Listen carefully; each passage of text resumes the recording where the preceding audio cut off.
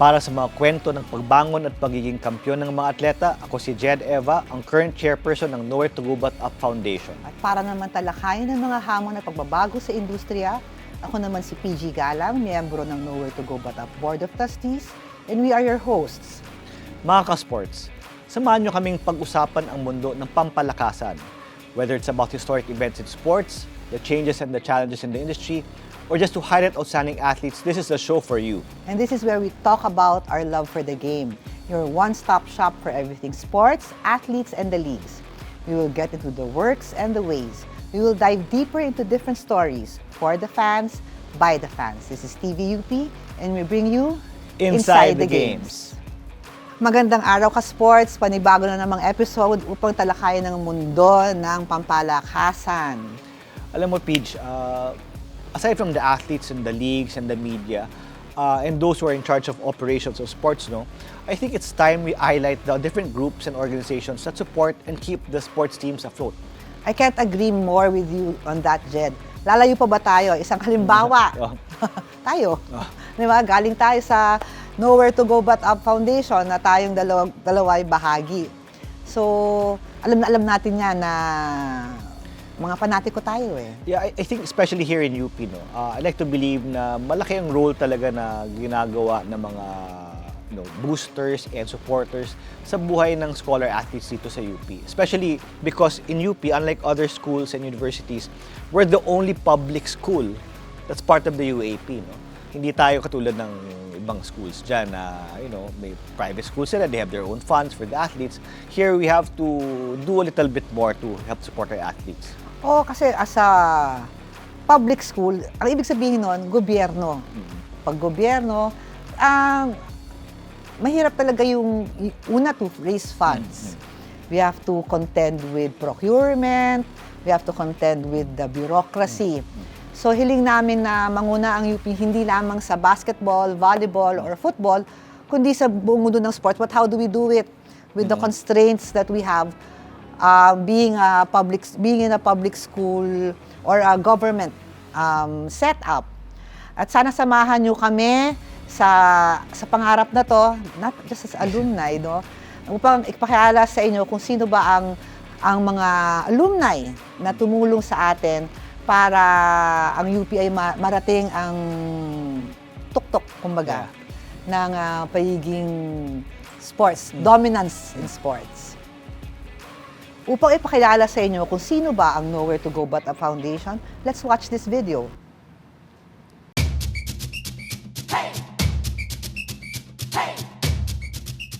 The UP Fighting Maroons were once the underdogs, overlooked, underestimated, struggling to compete. They endured years of heartbreak, facing one loss after another, with barely enough resources to keep their team afloat. But in the face of adversity, a movement was born. Nowhere to Go But Up was more than just a name. It was a belief and a promise to rise. Through unwavering support and a vision to uplift UP athletics, the foundation changed the game through a group of passionate alumni. With every training session, every sacrifice, and every challenge, the team grew stronger. Then, in 2022, after 36 years of waiting, UP reclaimed its glory with an historic UAAP championship, a proof that dreams can be built from struggle. But their story doesn't end with the trophy. Nowhere to Go But Up continues to shape futures, proving that with heart, perseverance, and an unbreakable spirit, there is no limit to what can be achieved. The legacy they are building is one of honor, excellence, and service, because in UP, there is truly nowhere to go but up.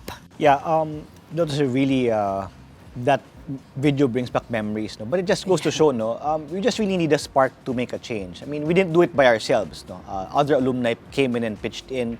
In fact, even before us, marami talagang tumutulong sa UP sports programs. But now it would be nice to look back, and to see and hear more about the impact of alumni support in sports, That's true. Alam mo, baka sa akala ng mga tao, Nowhere to Go But Up lang ang nagsimula lahat. But that's not actually true. To bring that with us, we have a distinctive UP alumnus who has worn many hats, including being a sportscaster and analyst for the Philippine Basketball Association. Nako, napakasikat nito nung panahon ko. Kilala ko na to. Welcome to the show, Attorney Dane Rado de Malibot. Hi, how are you? Rado, nice to have you over. Tagal na nito Ilan pa lang una? Hindi. Don't be ano. Diba? So, Rado, una salamat na nandito ka. So, It's an honor to be part of the show. diba? So, siguro hindi alam nung lahat, diba? Before everything else, nung wala pa talagang management ang basketball, Rado was the first team manager. Among Others. Kailan yon? Ito sa year 2001. Of course, nung mag-champion ng UP noong 1986, meron nung nagmamanage siya. Pero another nawala lawyer. eh. Tapos nawala, hindi na-sustain. So, yung istorya ko actually sa pagmamanage ng team was a bit, hindi naman accidental. It was a part of a long story because I live and breathe basketball. So, nagsimula ako sa gusto kong pumasok ng UP Maroons. In fact, I tried out for the UP Maroons. Ay, did? You tried out? I did. Kailan yun? Huwag nga natin tanongin. I entered UP in 85, nag-champion ng UP in 86, so I tried out after the championship. So, napakalakas ng team. So, some of the coaches would like to convince me to try Team B. Sabi ko, mag-aabogado na lang ako. At doon kita nakilala. Nakasabay ko si Rado when I was also in law school. Pero nung time na yun, aside from being a student, alam ko na sportscaster ka nun sa AM. I started sportscasting for the PBA in 1992.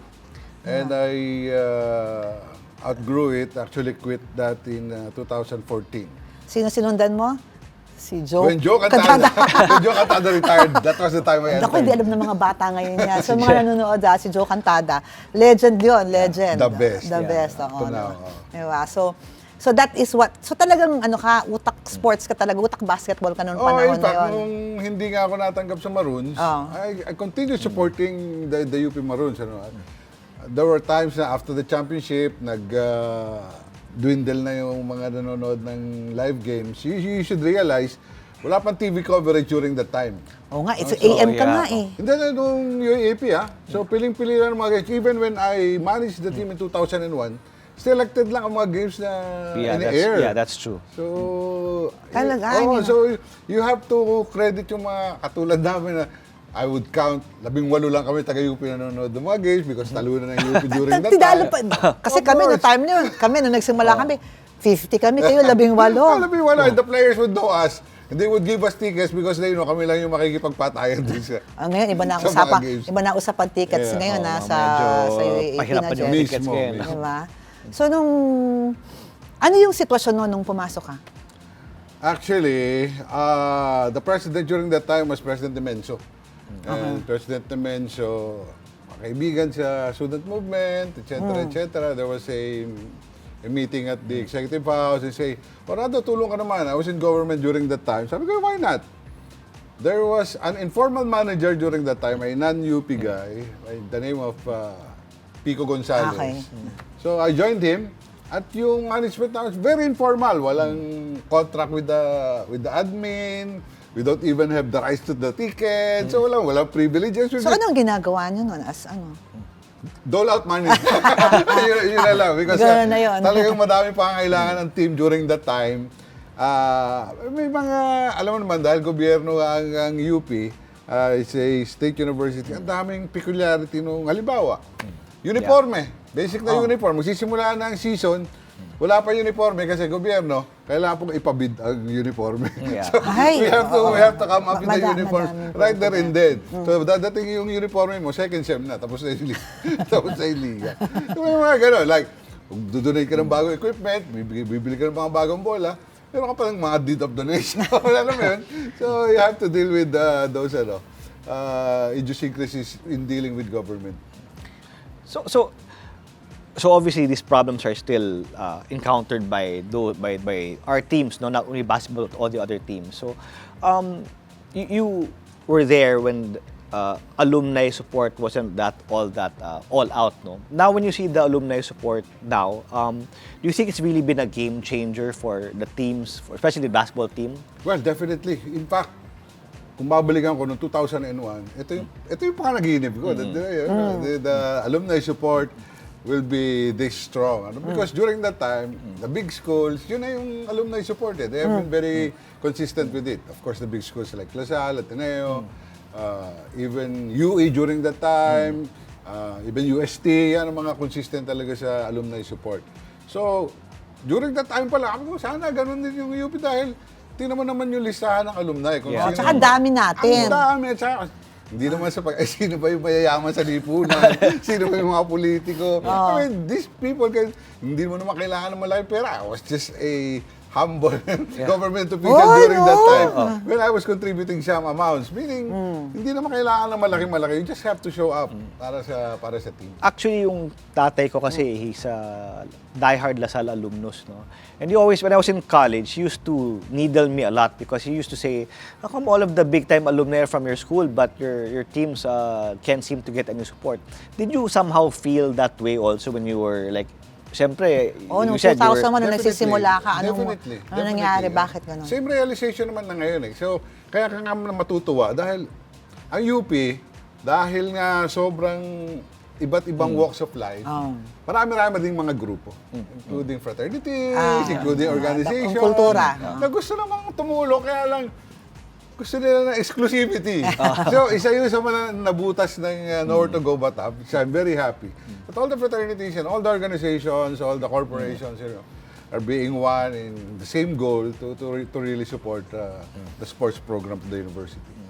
Kasi nga meron tayong kulturang ganun. Pero, so, ngayon, so what if you can give us advice? Kasi ikaw, nung 2001, nandun ka pa nandun ka na. Anong pang magandang effective strategy para lalo pang, Masustain sustain natin to. Actually, when you're at the top, that's what you fear now. Yeah. How do you, In fact, hindi. Ang dyan, if you are sponsoring something, when you have lots of money, you can do a lot of things. Yeah. Meaning, now you'd realize na ano ba ang role ng alumni support? It's not just in the recruitment, it's just not in the fundraising. You can do networking, you can do mentoring, ang dami mo pwedeng gawin. Kahit yung mga players mo after graduation, yung network ng mga taga-UP, pwedeng lang gamitin. Ako, halimbawa, ngayon ako, yung mga players ko during that time, sa UAAP commissioner during, now, si Javi Nunag, is my player in 2001. Talaga? Sila ang rookie ko during that So, time. pinapagalitan mo siya pag ano? Oo nga, pwede ba pagalitan mo siya? When nakikita kami ni commissioner, sabi niya, boss, behave Ay, okay. Nakakasama mo na ba itong si Rado sa mga basketball nakikita ko. Nakikita mo. Naririnig mo sigurado si naririnig, Rado, di ba? Na sobrang rabid. Until now, talagang sobrang rabid and support talaga. So, na-mention mo na, beyond financial support, how else do you think can alumni help? Kasi ngayon, sabi mo nga, mga ibang mga bagay-bagay. Kahit yung expand mo lang. Well, siyempre, admittedly, nakatutok lahat sa basketball because we're the champions, sa lakas ng team. Pero dahil pang sports eh. In fact, every team contributes to the general championship, which is more important. Yes. So, saka yung mga bata naman, hindi mo lang sila hinaharness yung kanilang talent sa sports. Dahil gano'n na lang dahil gusto mo graduate ng mga academic scholars, kundi pinaprepare mo sila for a bigger challenge sa buhay nila after the university. And I think yung alumni support can go beyond that Hindi lang dito sa pag-support dun sa kanilang mga sports at sa sports program. Well, you mentioned about na hindi lang sa basketball, pero totoo lang, di ba? I mean, basketball really is, sinasabi na rin natin, is the breadwinner kasi of all the other sports here. Kasi it's Pilipinas to talagang mahal na mahal nila ang basketball. The success of the basketball program translates into more support for the other sport really. Although natutuwa kami, some alumni also who are into other sports because of the prominence of basketball na may domino effect. Na-inspire sila na magbigay, 'di ba? So, Yung ibang universities ngayon, di ba, parang nagugulat sa atin, di ba, na biglang nabuhay tayo na... Yung... Nagugulat talaga sila because during our time, o noong mga panahon hindi pa tayo nanalo sa basketball, without a doubt, we're number 1 in academics. So, settled na yan. Yung academics. Sa inyo na yung sports. Eh, ngayon, pati sports, nagdo-dominate na tayo. Eh, talagang magsiselo sila sa atin. Hindi, alay ko nga sinasabi, parang, nung hindi nga tayo nananalo, mayabang tayo eh. Lalo pang nananalo tayo, di ba? Talagang magyayabang tayo. Yeah, but talking about how we're going beyond basketball, no? Since now that we've established that we have a great program basketball, I think now the OASD is like focused on the general championship. No? So it's about building the other sports so that we can... Sino ba ngayon ang laging champion ngayon? UST, I think. UST, ang because of the... UST and Lasal. Yeah, because UST has all sports, they have teams, and most of their Kahit teams yung mga are obscure decent. sports, ata Yes. sinasalihan nila eh. So that's our target now, no? So, since we're talking about other sports, Attorney Rado, no, how do you envision the future for Nowhere to Go But Up and other groups that want to impact yung sports here sa UAP? May formula ka na eh. I mean, naging successful na itong basketball program. So, duplication na lang ito. I mean, the same enthusiasm you put into the basketball program, duplicate mo lang. I mean, kung pumupunta tayo sa mga probinsya, pumupunta tayo ng US para mag-recruit, you recruit also for the volleyball team or for the taekwondo team or for all the other sports. The same way, we are recruiting and maintaining yung mga teams natin. So, mahirap, pero meron na tayong meron na tayong... Pero for that, we need help from alumnus like you I know, Yeah. pero ito na nga eh. Nandito, nabuksan mo na yung floodgates eh. bagay, Nandito na yung support. So, duplicate mo na lang. And learn from the lessons. Yung basketball, hindi naman dinala sa atin yun. The following year, hindi naman tayo nag-champion. May pinagdaanan pa rin yan eh. So, How many years? Took us 6 years to reach the semis. Final four. May lesson pa rin eh. Even coming from the now successful basketball program, may pinagdaanan pa rin yun. From which the other sports can also learn from. It's surprising, but people wouldn't think that UP would have something to teach other universities about sports development. No? But do you think now we can provide lessons and roadmaps for other universities to follow, especially those yung medyo may lapsed alumni? I entered the university in 1985. Ako, maglalabasan na ba tayo? Maglalabasan na ba tayo ng student number dito? During that time, ang funny thing is, UP lang yung may CHK tayo lang yung may SPIR pa. SPIR pa noon, ng panahon na yun. Institute of Sports, tayo lang meron. All the other schools wala. So they were saying, dapat kayo na yung pinakamagagaling sa UAP, etc. Pero hindi, no? Di ba? So, may mga bagay na immediately nagtatranslate, pero talagang hinay-hinay, meron magaling tayo sa theoretical, pero eventually, na-apply natin. So, laging may there's always a window for every opportunity that we put. But magugulat ka, actually UP was one of the founding schools of UAP. Ilan ba tayo? 3 lang ata nun, 4 nun. And the NCAA, you shouldn't forget. Alam mo na mga taga-UP, organisador. Oo nga, magaling tayo mag-organize. Lahat ng mga bagay sa Pilipinas, mga taga-UP, nagbuo. In fact, di ba, our very first, I think, trophy for basketball nung panahon 1930s pa yun, 1940s. Hindi ko na NCAA, 1940. Sa UAP, shared pa yun. 1940. At saka hindi nilaro. Parang in-award na lang. Magigera. Magigera na kasi. Tama. So before the World War II, binigay na lang. Di ba? So ikaw, kung meron kang masasabi sa mga alumni or businesses, considering investing in sports, but hesitant to do so, how would you encourage them to sige na, magbigay na kayo? Una, enjoy the games. Yun ang Ayan, pinakamadaling gawin eh. Manood ka muna. At ang dali mong i-appreciate. Dahil sabi mo nga, may matter of pride yan eh. Taga-UP ka naman eh. So, ang dali ng affiliation eh. Na, yung affinity, taga-UP. Nananalo kami. Mayabang ka na sa kwentuhan mo sa opisina. O kahit saan ka pumunta. Ang dali. Okay. Now, support. Ang dami rin para pag-support. Hindi na pa kailangan magbigay ka ng pera. May kamag-anak ka na tingin mo magaling sa sports. Galing mo sa UP.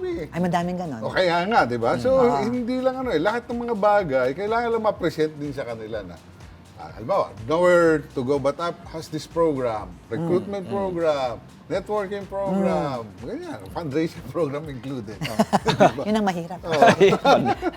Di ba? I mean, okay lang yung mga fellowship, pero pag hingi ka na ng pera, medyo high. Yeah, but we're slowly learning na if there's something, for example, in terms of organizing the alumni, we have chapters in different heirs of the Philippines and Yeah. abroad.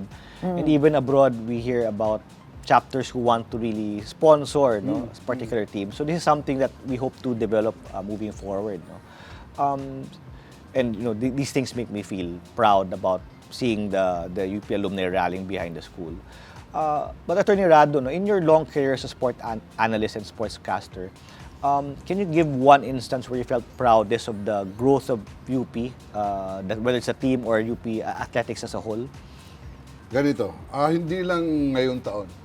My players, lahat ng mga taga-UP na alam mo na nanggaling sa UP, pag nakikita mo sila sa labas, making good not only in the PBA, but also in business or in their families. Ang daling maging proud sa kanila because simula ako noong 2000, parang mga anak ko na rin yung mga yan di ba? Nakaka-touch naman yun. Nakaka-touch talaga yan. So, like, kami, yung grupo namin noong 2000 na yun, may group chat pa rin kami. Ngayon? Oo. So, we maintain the relationship. So, pag meron akong gustong pasabi kay Commissioner, sabihin ko talaga sa'yo, Best friend niya. Tsaka si Deputy Commissioner Marvin Bienvenida sa mga players ko yan. So, kung meron akong gustong parating. So, pag nakikita kami sa Rado is the key. Pag nakikita kami sa venue, boss behave lang tayo. Behave si Rado. Di ba? So, yeah, but since we're talking about support for alumni, but it's been tackled in the past. On one side, pwedeng kulang yung support, but do you think sometimes sumosobra naman yung pagiging rabid ng mga ibang mga alumni fans sa teams sila? Like, pag nag-aaway-aaway, nagsisigawan dyan. Sigawan? Ako si Rado. Alam mo, hindi magsusobre. Hindi sosobra kay Rado. Hindi sosobre. As long as, alam mo, hanggang doon ka lang. This is just a spectator sport para sa mga fans. So, yung mga, hanggang doon na lang. Paglabas mo na Araneta, ang dami naman ang pangyayari. Ang dami mo naman kaibigan sa Tineo, sa Lasal. Paglabas mo, Brad, mga brad mo, o mga kaibigan mo sa business, o mga kapareho mo ng profession, wala namang ganon. Meaning, sa pagiging hooligan ko naman sa panahon. Wala ko naman ako nakakawin. Walang nagsasabi. Don't take Ikaw, hooligan! Sabi ko lang, let's just not take it personally, no? Ang kantsawan kasama sa laro yan, di ba? Paglabas natin, wala na yan. I mean, I love the trash talking. Kasi hanggang ganun lang naman yun Saka sila, ganun din naman Ganun din naman sila. Bakit po rin sila? Huwag mga bata, huwag kayong tutulad sa amin, di ba? Mga kabataan, di ba?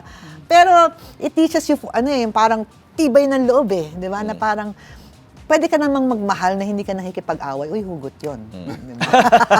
Pero pag yung, yung endgame na nadikitan, walang lalabas. Ay, ako yun Ako yun Nabalitaan mo rin pala yun. Na lumalabas ako. Kasi minsan mahina ang loob ko sa ganyan. So, para mag-end tayo, kulang ata ang 30 minutes dito kay Rado. Daming kwento na to. Alam mo ba kung isa pang ginagawa ni Rado in his spare time? Sabihin mo, stand-up comic yan. Madami akong ginagawa. Madami akong oras sa buhay. Nga, sana madaming oras sa buhay. Now, lastly, for young athletes who dream of making a mark in sports, how can they give back to the programs that help them grow?